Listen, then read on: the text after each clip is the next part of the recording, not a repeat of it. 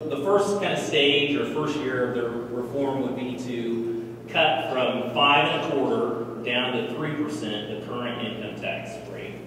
And you can do that in a revenue neutral way by eliminating all credits, deductions, personal exemptions, what have you. The way that works out is that most people that end up paying income taxes, they end up seeing a decline in the first year. Some of it's, depending on how much you pay, some of it's a significant decline, some of it's less.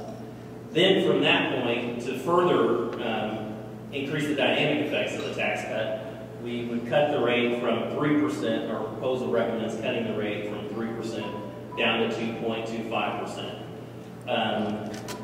When you consider the effects of that, and then from then on, cutting the rate 1/4% over the next 9 years, Oklahoma will be able to gradually phase down its income tax to where it would no longer exist by 2022. Let's talk about some of the great things that would happen by doing that. And let me first mention that when you're going from the revenue neutral number of 3% down to 7 or 3/4%, that results in the state of Oklahoma having to cut appropriations about $300 to $400 million. We didn't bring those today, but if later someone wants to ask questions, OCPA is also working on and producing a project that we produce most years, which is recommending efficiencies that can be found in government to cut what government is spending and use your tax dollars more wisely. So let's talk about what would be the incredible results of what would happen.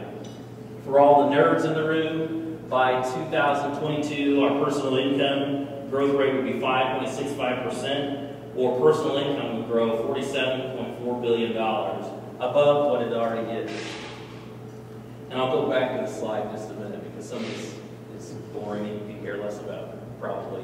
The other thing is that the state GDP, which is the best estimate of our economic growth, would grow from its baseline amount and increase by $53.4 billion, or roughly 21%. And then I think one of the things that's probably the most important to all of us is jobs. As we've seen in Oklahoma the last decade or so, and it's not anything unique to us, as income grows, jobs grow. So above the baseline, or if Oklahoma did nothing, Oklahoma would see job increases of $312,000, just based on the way historically jobs have grown as income has grown in Oklahoma. And I think the most important thing to mention is, some of these numbers you think, wow, those are pretty big numbers. How could you see that growth? But the number one reason for that is this one that's right there at the top. I don't know if you can see it. But if Oklahoma eliminated its income tax over a 10-year period, and other states like Kansas and Missouri that are looking at eliminating it as well, did not change anything, Oklahoma would have the lowest tax burden of any state except Alaska. So let's talk about just what that does for a family. If you're a single person and your gross income is $30,000 a year, in 2010, with all the deductions and credits that exist, you paid about $950 in state income tax. For a family of 4 with gross income of $50,000 a year, with taking the standard deductions, exemptions, the child tax credit, or other credits you may have taken, you're going to get about $1,300.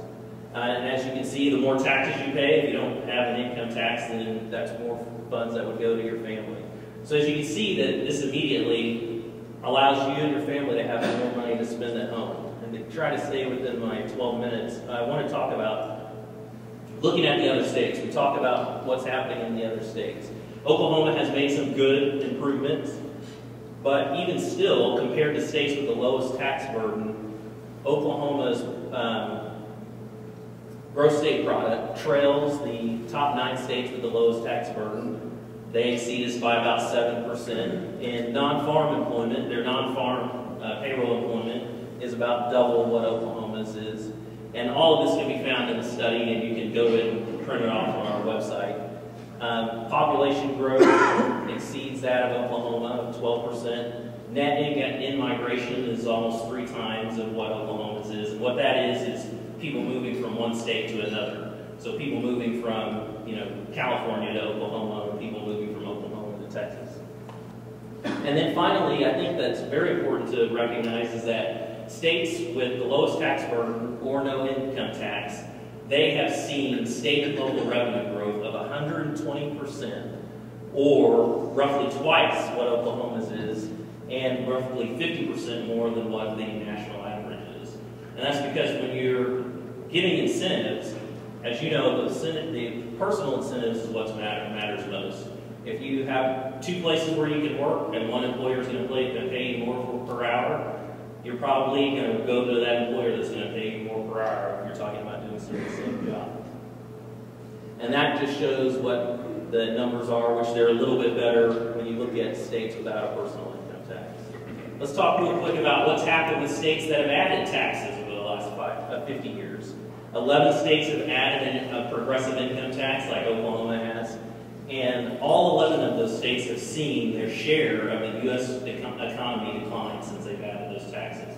And as you can see, those are taxes that are diverse, that have a coast, whether it's Rhode Island, New Jersey, or towards the center of the state, Nebraska, Michigan, Illinois. So, and also the thing to remember too is that states that don't have an income tax, they're diverse as well. Some of them are in the center of the country, some of them are on the coast. And yet they're still performing better than Oklahoma. So I make sure and stay within my time. That shows you just the chart of how the revenues would grow. One thing I want to talk about is you hear a lot about estimates, and you'll hear everyone say that the income tax, which is true, makes up about 37% of state revenues.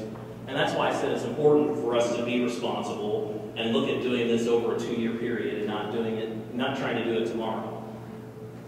But let's consider something. Prior to the tax cuts beginning in fiscal year 2005, annual sales taxes grew by 2.7%. Once the tax cuts began in fiscal year 2005, the annual sales tax growth rate for the 5 years following was 6.6%. So our sales tax actually grew at 3 times the rate once we began starting tax cuts. Another thing to remember is that according to the 2005 Senate session summary, the first round of tax cuts that they passed was supposed to cost the state $150 million. But what actually happened is that income tax collections grew by $305 million and sales taxes grew by over $243 million. I took the gentleman's dollar here, and there was a reason that I took that, and I got this from Governor Mitch Daniels, and that's whenever you take someone's dollar, you make them a little bit less free. Whenever I take money from you for whatever reason, I'm limiting your ability to be able to use that dollar. And I think that's one thing for us to keep in mind here is that whatever money government has, it was worked for first by the citizens that paid it. So I think that from our perspective, definitely Oklahoma